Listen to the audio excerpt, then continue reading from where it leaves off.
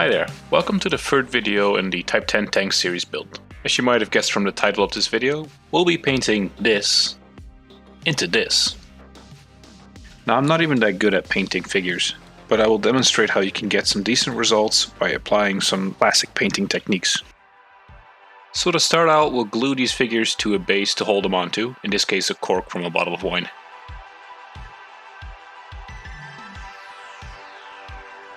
With these guys firmly secured, we'll put on the first layer of paint, which is of course a black primer.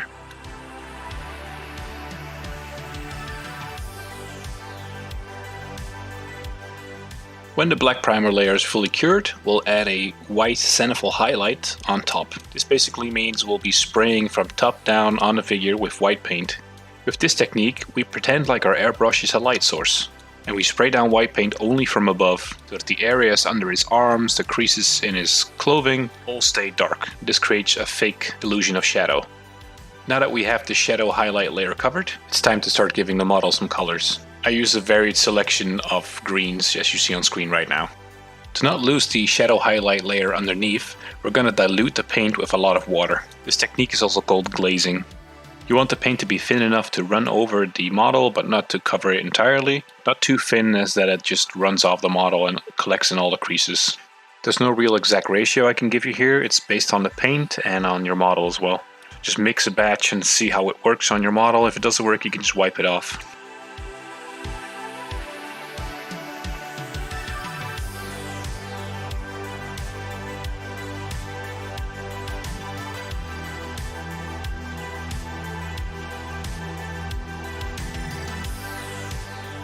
Definitely don't expect the first layer to cover the model at all.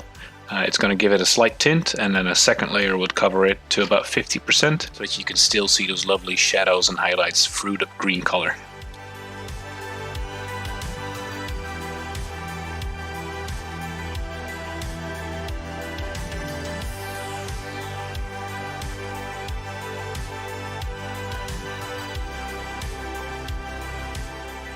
And here we go, here's the result, a nice green shade that covers the basic color for the uniform. Now let's put the basic colors on the helmet and the face as well.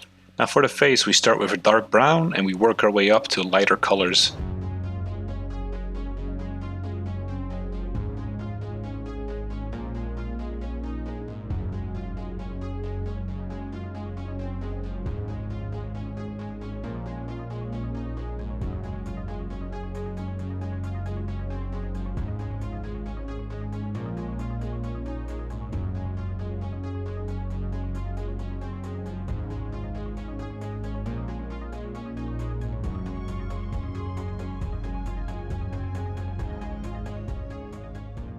After 2 layers of the dark brown, we'll start adding some more color to the face now, with a mixture of sand and orange colors to get that skin tone we're after. The difference between this and the previous layer is that we'll start dry brushing these on. So add just a little bit of the paint to your brush and remove almost everything. Be careful as you do this because you don't want too much paint on your brush. Because a human face has so many bumps, it's quite easy to put way too much paint on it and remove the entire brown layer. As you can see in this part, the more I focused on painting correctly, the less I focused on the actual focus of the camera. The camera really enjoyed focusing in on my fingers instead of on the figure, which was quite annoying to be honest. So you have to bear with me if here and there it's out of focus just a tiny bit. Okay, so here we have our basic faces. I gave them both a bit of a different skin tone to each other, because in real life nobody really has the exact same skin tone either. Now to finish up the base colors, we'll add the exact same technique to the helmet with a glazing gray-green layer.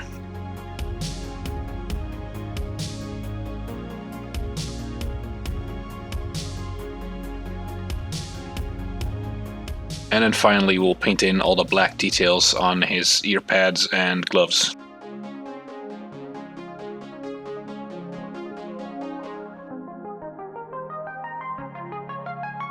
Okay, with all the base colors completed now, we can start working on the camo pattern. Now the Japanese Ground Defense Force has 3 colors in their camo pattern, and it's very spotty, so we'll just try our best to recreate it. And at this small scale, it's actually not that difficult as you might think, because the colors already do a lot of the convincing. And any spots we miss or mistakes we make, we'll cover later with some other effects.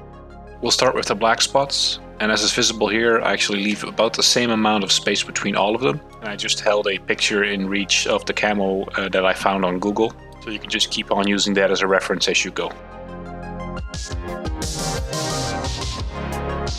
The second spots are a sand color. We'll do the exact same thing, just fill in the spots in between the black and overlap them here and there. Another neat little trick here is that if you made your spots too big in the previous layer, you can cover up like half of them here in this layer.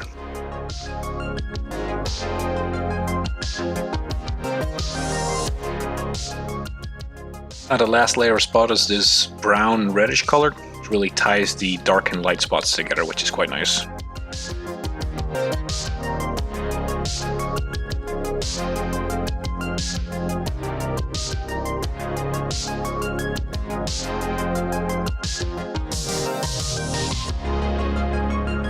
Now that those layers are finished, they still have a really painted on look, if you catch my drift. It's actually something we'll fix with some washes as well as some dry brushing. Okay, and now on to one of my favorite steps of all time, applying a nice black wash. This unifies all our paintwork so far, makes it all a bit darker and blends it all together a lot more. We'll just cover the entire body as well as the helmet.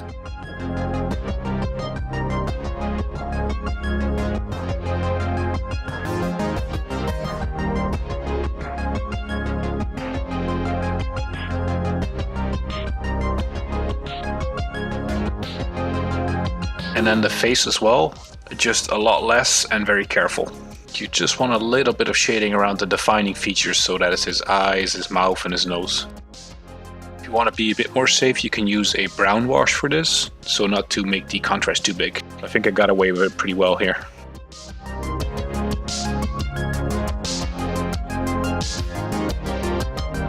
Now that the wash is completely dried up, we'll use a cotton swab and we'll clean off any excess washes and erased areas to again bring some difference in the folds and creases in terms of lightness and darkness.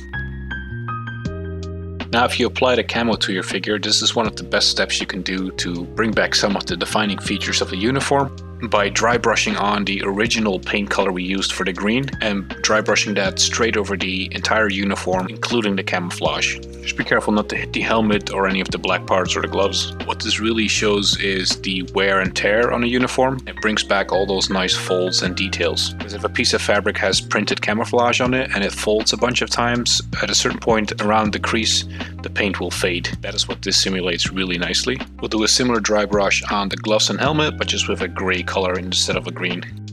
For the goggles, I found this little tip somewhere. Just paint the center of the goggles with the same paint you used for the helmet and let the edges fade out into black. Now that all of the coloring is done, let's seal in our work with a matte varnish.